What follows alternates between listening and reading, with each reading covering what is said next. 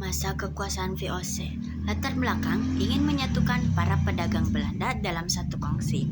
Dikelola 17 pengurus. Pusat tujuan VOC adalah menghindari pasangan antara pedagang Belanda mengalahkan persaingan dengan perdagangan Eropa lainnya. Pengusaha dan memonopoli perdagangan tanpa hak istimewa atau hak oktroy, yaitu hak mencetak uang sendiri, hak memelihara angkatan perang, hak memerintah daerah yang diduduki, hak melakukan perjanjian dengan raja. Peran VOC, perusahaan perdagangan militer, angkatan laut VOC, politik pusat kekuasaan VOC, satu benteng Batavia, rumah gubernur, gereja, kantor utama VOC, gedung arsip, tempat tinggal tentara VOC, orang pribumi dilarang masuk di Belanda. Memanfaatkan kompleks pribumi untuk memperkuat wilayah kekuasaan. Lalu VOC memperluas kekuasaannya sampai ke Papua. Tujuan dari pembentukan VOC adalah sebagai berikut. 1. Berusaha menguasai baik pelabuhan penting cetak kerajaan di wilayah Indonesia. 2. Melakukan monopoli perdagangan tinggal mengatasi persaingan yang ada di antara pedagang Belanda dengan perdagangan Eropa lainnya. Tahun 1799, VOC mengalami banyak masalah dan akhirnya bangkrut lalu dibubarkan pada tanggal 31 Desember 1799. Kekuasaan Republik Batav pada tahun 1795. Pasukan Perancis menyerbu Belanda. Muncul kelompok dari Perancis yang disebut kaum patriot. Setelah itu, Raja William V melarikan diri ke Inggris dan Belanda berhasil dikuasai oleh Perancis.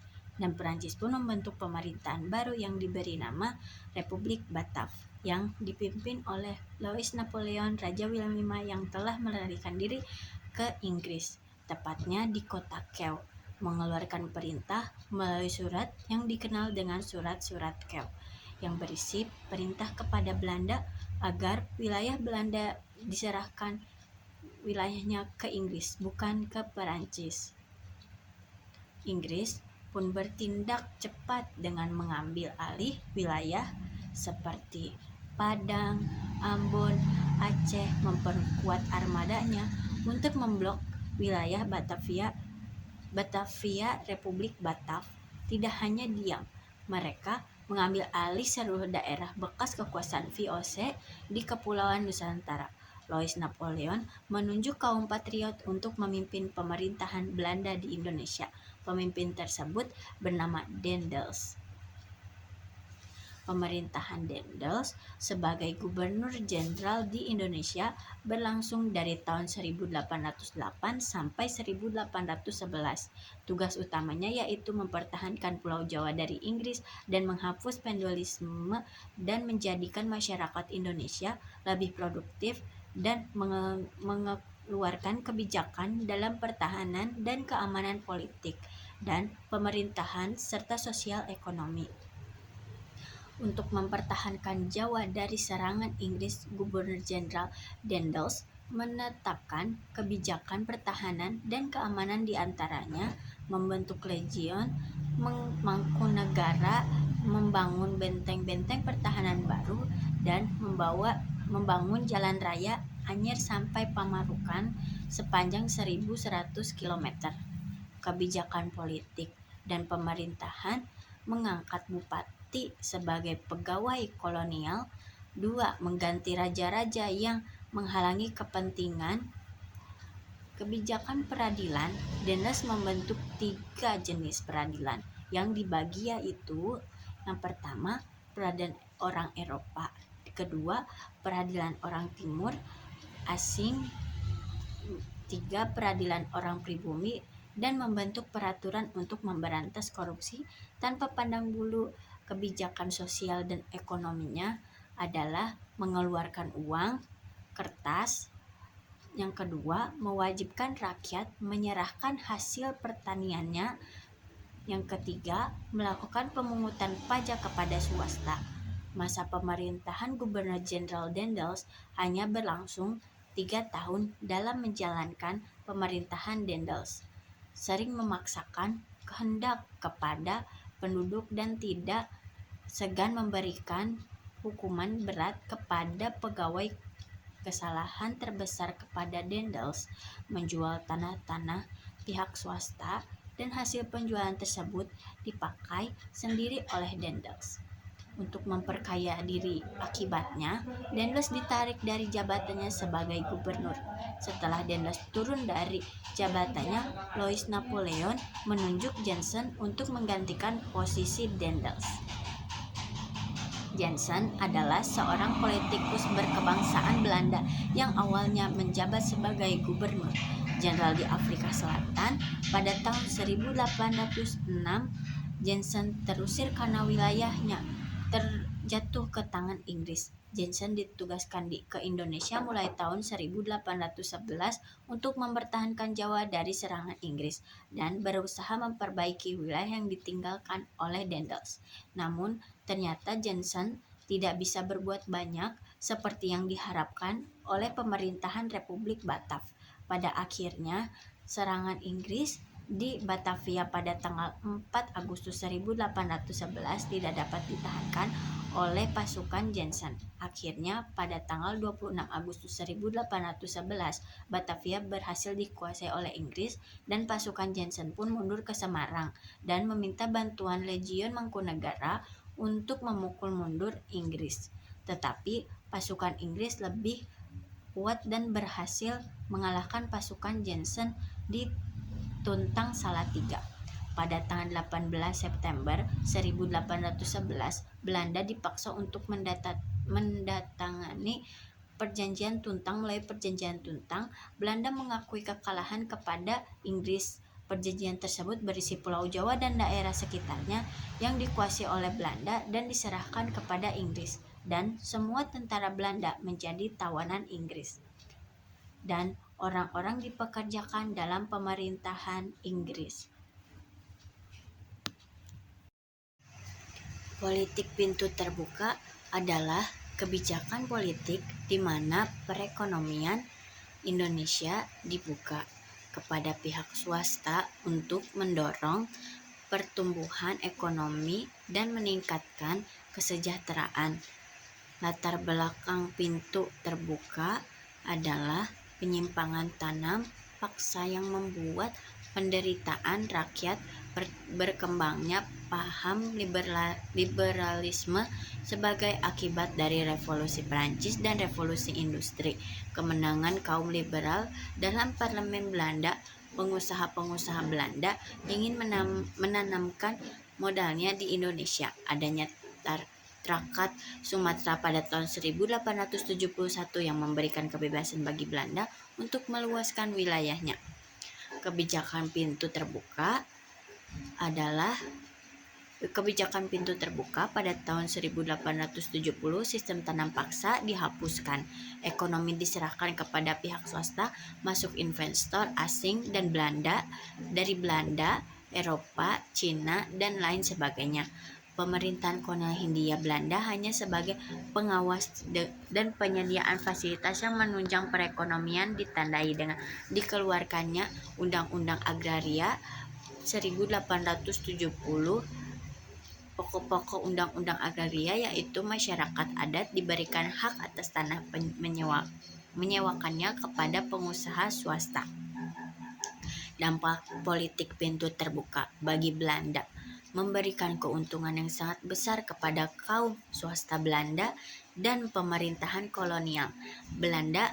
Hasil-hasil produksi perkebunan dan pertambangan mengalir ke negeri Belanda. Negeri Belanda menjadi pusat perdagangan hasil tanah jajahan. Dampak lainnya, sistem tanam paksa di Indonesia dihapuskan. Modal swasta asing mulai masuk dan ditanam di Indonesia. Penduduk hidup dalam kemiskinan, menurunnya konsumsi bahan makanan terutama beras, sementara pertumbuhan penduduk Jawa meningkat cukup pesat. Pada 17 September 1901, Rabu Wilhelmina menerapkan program politik etis edukasi pendidikan dengan membuka sekolah model barat. Diharapkan lahir kesejahteraan dan emansipasi irigasi, membangun saluran irigasi, pembangunan sarana dan prasarana pertanian, subsidi untuk industri dan kerajinan pribumi, emigrasi, melakukan program perpindahan keluar Jawa sampai di Suriname, tujuan untuk memeratakan jumlah penduduk. Dampak politik etis, pembangunan sarana dan prasarana yang menjunjung aktivitas pertanian, pembangunan sarana transportasi, munculnya kaum terpelajar atau cendekiawan yang mempelopori pergerakan nasional Indonesia.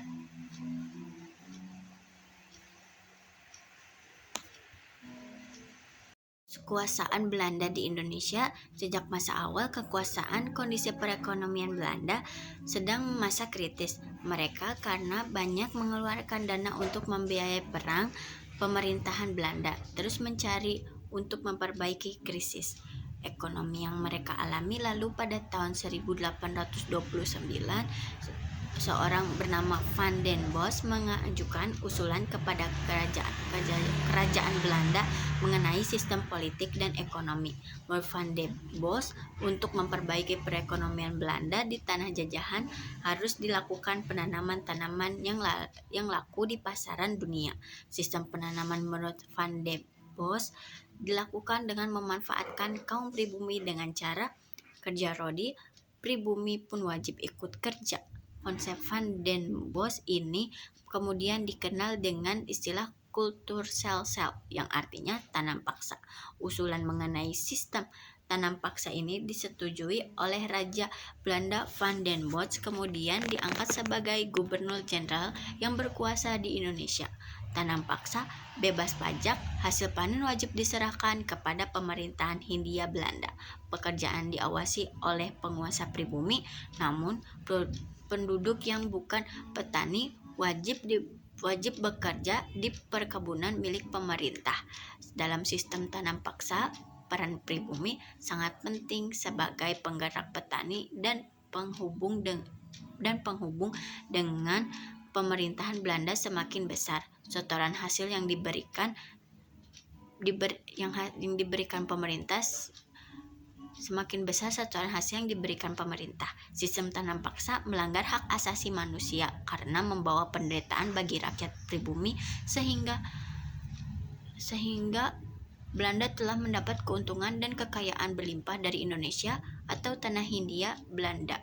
Mulai pada tahun 1813 sampai 1877, kekayaan Belanda mencapai 832 juta gulden karena utang-utang VOC telah dilunasi dan benteng-benteng pertahanan dapat dibangun lagi. Setelah itu Belanda telah menikmati keuntungan di atas penderitaan sistem rakyat pribumi. Sistem tanam paksa memang telah memperbaiki perekonomian Belanda, namun pelaksanaan yang tidak manusiawi ini menimbulkan pro dan kontra di antara elit politik Belanda. Perkembangan kolonialisme Inggris di Indonesia pada tahun 1811 sampai 1816. Pada tanggal 18 September 1811 dimulailah kekuasaan Inggris di Indonesia. Gubernur Jenderal Lord Minto secara resmi mengangkat Raffles sebagai penguasa Inggris di Indonesia dengan pusat kekuasaan di Batavia.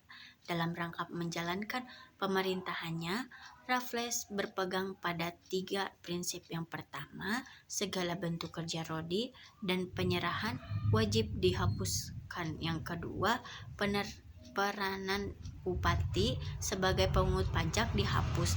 Dan yang ketiga, tanah adalah milik pemerintah. Berpegang pada 3 prinsip tersebut, Raffles membuat beberapa kebijakan dalam bidang politik dan pemerintahan, serta dalam bidang sosial dan ekonomi. Kebijakan politik dan pemerintahan. Yang pertama, Raffles menjalin hubungan baik dengan penguasa lokal. Yang kedua, membagi Pulau Jawa menjadi 18 kerisedenan. Yang ketiga, mengangkat para bupati sebagai pegawai pemerintah sehingga mereka dapat gaji dalam bentuk uang tunai. Kebijakan sosial dan ekonomi yang pertama, menghapus segala bentuk penyerahan wajib. Yang kedua, menjual tanah kepada swasta dan melanjutkan penanaman kopi. Yang ketiga, memberlakukan sistem sewa tanah Mortrafles. Pemerintahan adalah satu-satunya pemilik tanah yang sah, oleh karena itu diterapkanlah sistem sewa tanah dengan ketentuan petani harus menyewa tanah meskipun ia pemilik tanah tersebut, dan harga sewa tanah pun tergantung pada kondisi tanah. Pembayaran sewa tanah dibayar oleh uang tunai. Raffles itu pemimpin yang berpandangan maju. Ia ingin memperbaiki tanah jajahan dan meningkatkan kemakmuran rakyat. Raffles menempatkan desa sebagai unit administrasi pemerintahan agar desa berkembang. Jika desa bisa berkembang, maka produksi juga meningkat dan kehidupan rakyat jauh lebih baik hingga hasil penarikan pajak tanah membesar. Namun, dalam pelaksanaannya, Raffles menemui banyak kendala seperti kurangnya pengawasan pemerintah dan peranan kepala desa dan bupati lebih kuat dibandingkan dengan sistem residen Inggris. Dan sulitnya melepas budaya penjajah, Raffles kurang berhasil mengendalikan tanah jajahan sesuai dengan idenya sehingga semua kepemimpinan Raffles, pemerintahan Inggris tidak mendapat keuntungan yang berarti. Sementara itu, rakyat Indonesia tetap menderita. Namun di luar semua itu, pemerintahan Raffles memberikan pengaruh positif bagi Indonesia. Hal positif dari pemerintahan Raffles ditemukannya bunga Rafflesia arnoldi dan dibentuknya perkumpulan budaya dan ilmu pengetahuan. Salah satunya yaitu pengumpulan Batavia Genootschap. Pemerintahan Inggris di Indonesia tidak begitu lama karena pemerintahan yang dijalankan Raffles dianggap kurang memuaskan untuk pemerintahan Inggris. Oleh karena itu, pada tahun 1815 Raffles pun diganti oleh John Vendal. Namun tidak lama setelah pergantian pemimpin Pulau Jawa pun harus diserahkan kembali kepada Belanda pada tahun 1816.